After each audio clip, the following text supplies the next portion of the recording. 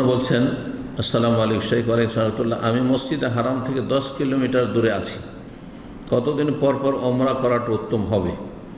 1 সপ্তাহ বা 15 দিন পর পর ওমরা করলে মাথা মুন্ডন করতে হবে? মাথা মুন্ডন করবেন যদি চুল নাও থাকে, সামান্য থাকে, তার উপর আপনি বেলেট চালাবেন। কিন্তু মনে করবেন যে আমার তো চুল উঠনা নেই, যারা বেদাতি উমরা করে সুন্নত উমরা মসজিদে তানিম বা মসজিদে আয়েশা রাদিয়াল্লাহু তাআলা আনহা থেকে সুন্নতের খেলাফ উমরা প্রতিদিনে 2-3টা করে করে, পাবে কোথায়? মাথা মুন্ডন প্রথমবারই করে ফেলেছে, আর তার 1-2 ঘন্টা পরে আবার আর এক উমরা করছে। তো তারা মনে করে যে আর কোনো প্রয়োজন নেই। না, মাথা মুন্ডন করা অথবা চুল ছোট করা ওয়াজিব পুরো মাথা থেকে, সুতরাং সেটা করতে হবে। চুল ছোট থাকলে তার উপরেই আপনাকে ব্লেড চালাতে হবে।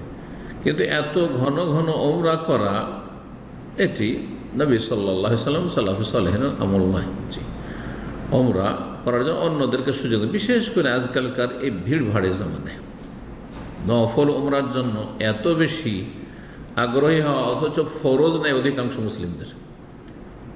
আমি তো বিশ্বাস করি এটি আজকালকার মুসলিমদের সম্পর্কে, যে অধিকাংশ ওমরাকারীরা বেনামাজি। ওমরাকারীদেরকে 2 ভাগ করেন, একদল নামাজি আর একদল বেনামাজি বা আধা নামাজি। তো যারা বেনামাজি আধা নামাজি নাম কস্ত মুসলিম, তাদের সংখ্যা বেশি ওমরার ক্ষেত্রে, কারণ পয়সা আছে তাদের কাছে, পাপীদের কাছে বেশি পয়সা আছে, যার ফলে তারা ওমরা করে, নফল কাজ করে, প্রতি বছরে কয়েকটা করে ওমরা করে, কিন্তু 5 ওয়াক্ত সালাত পড়ে না, ফজর পড়ে না। আল্লাহ এসব মুসলিমদেরকে হেদায়েত দান করেন। এই জন্য মসজিদ হারামের কাছাকাছি আছেন, যদি আপনি মনে করেন যে প্রতি মাসে ওমরা করবো, জায়েজ, 15 দিনও জায়েজ, কিন্তু যত কম করবেন, 2-4 মাস 6 মাস পর পর করেন, এটা বেশি ভালো।